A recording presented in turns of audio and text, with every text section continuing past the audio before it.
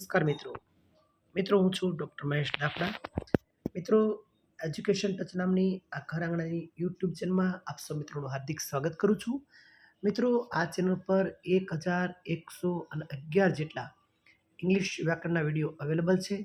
મિત્રો, જે વિદ્યાર્થીઓ ધોરણ 9થી 12માં અભ્યાસ કરતા હોય તેના માટે પણ આ વિડીયો ખૂબ જ અગત્યના છે.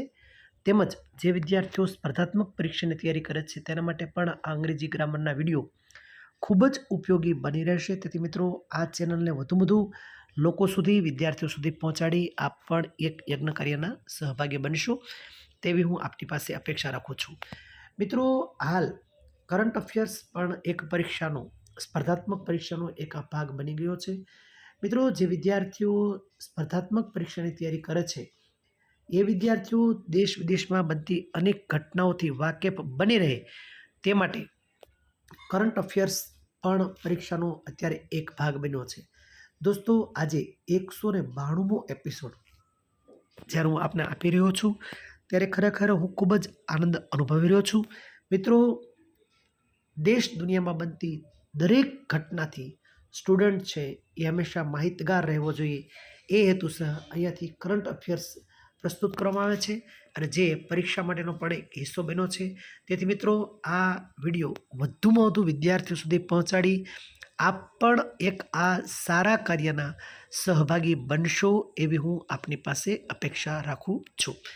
ચાલો મિત્રો, અહીંયા સમાચારમાં એક નજર કરતાં પહેલાં મિત્રો, હું અહીંયા જે સમાચાર પ્રસ્તુત કરી રહ્યો છું એ સમાચાર મારા વાંચનની એક મર્યાદાને અનુરૂપ હોય છે. કદાચ કોઈ ક્ષતિ જણાય તો ચોક્કસપણે કોઈ ઓથેન્ટિક ન્યૂઝપેપર અથવા મેગેઝિનનો અભ્યાસ દોસ્તો અવશ્ય કરતા રહેજો. મિત્રો, સમાચારમાં નજર કરીએ તો તાજેતરમાં જ શિક્ષણ મંત્રાલયના ઉચ્ચ શિક્ષણ વિભાગ દ્વારા યુવા લેખકોને તાલીમ અને માર્ગદર્શન આપવા માટે યુવા 3.0 યંગ અપકમિંગ એન્ડ વર્સટાઇલ ઓથર્સ યોજના શરૂ કરવામાં આવેલ છે. યુવા 3.0 યંગ અપકમિંગ એન્ડ વર્સટાઇલ્સ ઓથર યુવા યોજના શરૂ કરવામાં આવેલી છે. મિત્રો, તાજેતરમાં જ ભારતના વિઝાંગ બંદર, ખાસ યાદ રાખજો, જે વિશાખાપટ્ટનમ ખાતે આવેલું છે ને વિશ્વના ટોચના 10 કન્ટેનર બંદરોમાં સમાવેશ કરવામાં આવેલ છે. વિશાખાપટ્ટનમ ખાતે આવેલ વિઝાંગ બંદરને વિશ્વના જે 20 કન્ટેનર બંદરો છે તેમાં આ બંદરનો સમાવેશ કરવામાં આવેલો છે. મિત્રો, તાજેતરમાં જ ભારતીય બાયોટેક સ્ટાર્ટઅપ્સને પ્રોત્સાહન આપવા માટે ભારત સરકાર દ્વારા બાયોસારથી પહેલની શરૂ કરવામાં આવેલ છે. મિત્રો, તાજેતરમાં ટી બોર્ડ ઓફ ઇન્ડિયાના જાહેર કરાયેલા આંકડા અનુસાર ભારત ચાની નિકાસમાં વિશ્વમાં બીજું સ્થાન ધરાવે છે. કેન્યા પ્રથમ સ્થાન, શ્રીલંકા ત્રીજું સ્થાન અને ભારત છે એ ચાની નિકાસમાં વિશ્વ કક્ષાએ બીજા નંબરે રહેલું છે. મિત્રો, કેન્દ્રીય પશુપાલન અને ડેરી મંત્રી રાજીવ રંજન સિંહે લોકસભામાં હમણાં જણાવ્યું છે કે ભારત 239 મિલિયન મેટ્રિક ટન સાથે વિશ્વમાં દૂધ ઉત્પાદનમાં ટોચનો દેશ બન્યો છે. 239 મિલિયન મેટ્રિક ટન દૂધ ઉત્પાદન ભારત કરી રહ્યું છે અને વિશ્વમાં પ્રથમ નંબરે આવી ગયેલ છે. મિત્રો, તાજેતરમાં જ રાયસીના ડાયલોગ 2025નું આયોજન નવી દિલ્હી ખાતે કરવામાં આવ્યું હતું. તેનું ઉદ્ઘાટન પ્રધાનમંત્રી નરેન્દ્ર મોદી દ્વારા કરવામાં આવ્યું હતું. આ પરિષદના મુખ્ય અતિથિ ન્યૂઝીલેન્ડના પ્રધાનમંત્રી ક્રિસ્ટોફર લક્સન હતા અને મિત્રો, તેની થીમ શું હતી? કાલચક્ર, લોકો, શાંતિ અને ગ્રહ. આ ખાસ યાદ રાખજો. આ થીમ છે એ ખાસ મિત્રો યાદ રાખજો. અને આપણા પ્રધાનમંત્રી મોદી સાહેબના હસ્તે આ કાર્યક્રમનું ઉદ્ઘાટન કરવામાં આવ્યું હતું.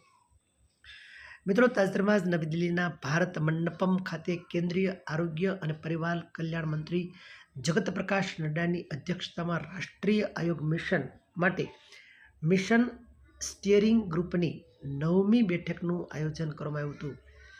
મિશન સ્ટીયરિંગ ગ્રુપની કેટલામી બેઠકનું આયોજન કરવામાં હતું?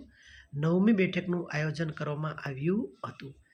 મિત્રો, તાજેતરમાં જ મત્સ્ય ઉદ્યોગ, પશુપાલન અને ડેરી મંત્રાલય હેઠળના મત્સ્ય ઉદ્યોગ વિભાગ દ્વારા તેલંગાણાના હૈદરાબાદમાં કોન્ક્લેવ 2.0નું આયોજન કરવામાં આવ્યું હતું.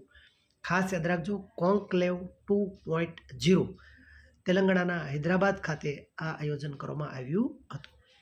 મિત્રો, એક સમાચાર: ગુજરાતની અમલસાડી ચીક્કુને તાજેતરમાં જ GI ટેગ પ્રાપ્ત થયો છે.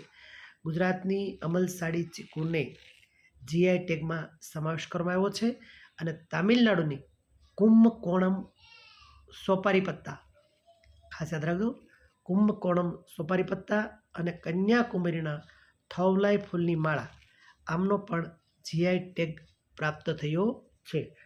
ગુજરાતનું અમલસાડી ચીક્કુને GI ટેગ પ્રાપ્ત થયો છે, જ્યારે તમિલનાડુમાં કુંભકોણમ સોપારી પત્તા અને કન્યાકુમારીના થૌલાઈ ફૂલની માળાને પણ GI ટેગ પ્રાપ્ત થયો છે. મિત્રો, ખાસ યાદ રાખજો, એજ્યુકેશન ટચ નામની આપણી આ યુટ્યુબ ચેનલમાં અંગ્રેજી વ્યાકરણના 1111 એપિસોડ પડ્યા છે. એ વિદ્યાર્થીઓ સુધી પહોંચાડજો. અને દોસ્તો, જે વિદ્યાર્થીઓ સ્પર્ધાત્મક પરીક્ષાની ખૂબ જ સરસ તૈયારી કર્યા છે, એમના સુધી આ કરંટ અફેર્સનો વિડીયો પણ અવશ્ય મોકલી અને આપ પણ આ યજ્ઞ કાર્યના સહભાગી બનશો તેવી હું આપની પાસે અપેક્ષા રાખું છું. ચાલો દોસ્તો, ફરી પાછા મળશું આવતા રવિવારે. ત્યાં સુધી ભારત માતા કી જય.